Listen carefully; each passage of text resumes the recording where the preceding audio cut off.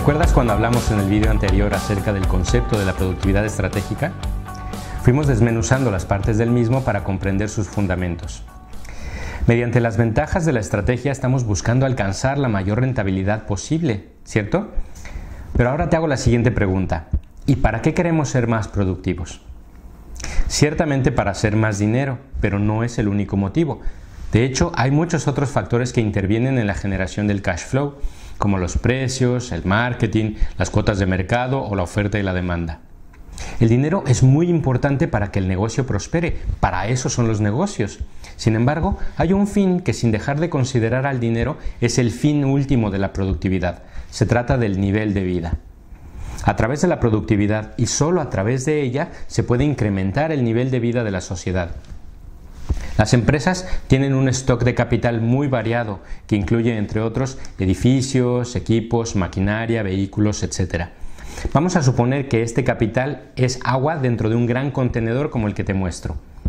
El valor de ese capital se va depreciando a través del tiempo, además de aquel que se estropea, se revende o se modifica. Digamos que eso es el agua que se va evaporando lentamente hasta que el contenedor, tras varios meses, puede quedarse vacío. La empresa va inyectando capital, es decir, agregando agua cada cierto tiempo, de acuerdo con sus presupuestos, políticas y estrategias. Pero más o menos funciona así. El capital se evapora lentamente y la empresa rellena nuevamente para evitar que el contenedor se vacíe. Sin embargo, los empleados de una empresa tienen un rol como el de las dos caras de la moneda. Por un lado, tenemos el ejemplo de la mayoría de las organizaciones que tienen trabajadores, procesos, equipos de trabajo, departamentos o divisiones enteras improductivas. Cuando este es el caso, los empleados improductivos generan fugas en el contenedor. Los empleados que no tienen identidad corporativa no sienten apego por la empresa, por tanto no la sienten suya y en conclusión no cuidan de los recursos de la organización. Les da igual dejar la luz encendida el viernes después del último turno de trabajo. Mientras no se entere el jefe, les da igual si no les dio tiempo de acudir a la cita con el cliente, que por cierto no volverá a comprar con ellos. Les da igual la forma de manipular un equipo. Si se estropea, ya lo cambiará la empresa. Les da igual ejecutar mal un presupuesto y podemos seguir con los ejemplos. Y si esto se da dentro de un ambiente de trabajo low cost, multiplica por 10. Por tanto, el contenedor luce ahora de la siguiente manera. El capital escapa por todos lados, incluso a un paso mucho más acelerado que el de la propia evaporación natural del agua. Pero la otra cara de la moneda está cuando la empresa cuenta con empleados de rendimiento activo. Este caso permite no solo que los empleados no generen goteras ni fugas, sino que además desaceleren el proceso de evaporación natural del agua. Estamos hablando de empleados comprometidos, que se identifican con la empresa, que buscan que sus condiciones de trabajo mejoren mediante la aportación de valor, etc.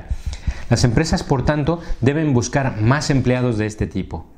Los empleados de rendimiento activo son personas competitivas, pero la competitividad por sí sola es incompleta. Necesitamos que se genere una competitividad sostenible.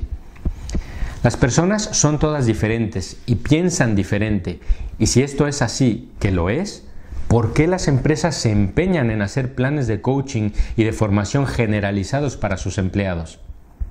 Si las personas piensan diferente, entonces requieren de acciones diferentes, en definitiva, personalizadas. De ahí que se requieran acciones que infundan un sentido competitivo sano dentro de la empresa. La competencia normalmente conlleva ganadores y perdedores. Sin embargo, lo ideal en la empresa es que haya una competitividad pero sin rivalidad. Es decir, lo que en la teoría de juegos se denomina ganar-ganar o juego no suma cero.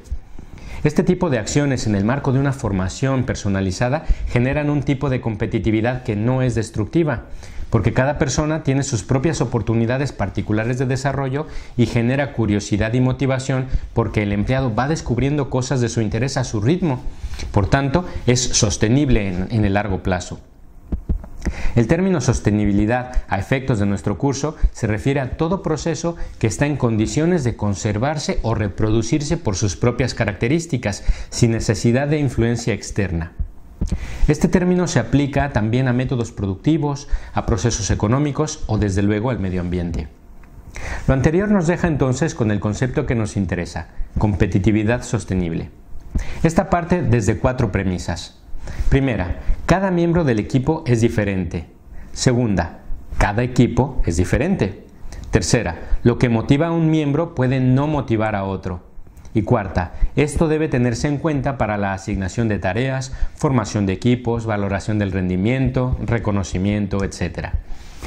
La matriz muestra cómo se agrupan las premisas, de forma individual o colectiva, y también muestra las dos dimensiones de la competitividad sostenible, que son la forma en la que cada uno procesa la información y la forma en la que se realiza el proceso de la toma de decisiones. Si aplicamos un test de método comparativo basado en el método Myers-Briggs, estas dos dimensiones arrojan una serie de variables que evidentemente son distintas según el individuo o el equipo que responda. Por tanto, habrá diferencias entre las respuestas. A estas diferencias se les llama brecha o gap. La idea fundamental es que ese gap se cierre lo más posible mediante el aprendizaje. Esto se mide mediante indicadores que se extraen de diversos niveles de la organización para conocer el perfil de los individuos y de los equipos. La idea es tender a que los resultados de esos indicadores se aproximen para que los empleados y los equipos de la organización desarrollen un trabajo más eficiente en un ambiente de competitividad sostenible. Y con esto acabamos de desvelar el tercer pilar de la productividad estratégica. Desde luego, medir el grado de competitividad sostenible no basta. Hace falta identificar esos gaps y luego trabajar en ellos mediante diversas estrategias de aprendizaje, como puede ser la formación, el coaching, el emprendimiento interno o la gamificación. Hacer esto requiere un plan y requiere mucho trabajo, pero para toda entidad que desea evolucionar hacia la productividad estratégica, bien merece la pena hacer este esfuerzo. Muchas organizaciones no están dispuestas a esforzarse debido a la frase más peligrosa del lenguaje empresarial, que es «siempre lo hemos hecho de esta manera». En definitiva, la conocida resistencia al cambio. Pero si se logra obtener conciencia y compromiso por los órganos decisorios, la dirección o el consejo de administración para buscar generar una empresa más rentable, se tiene medio trabajo hecho.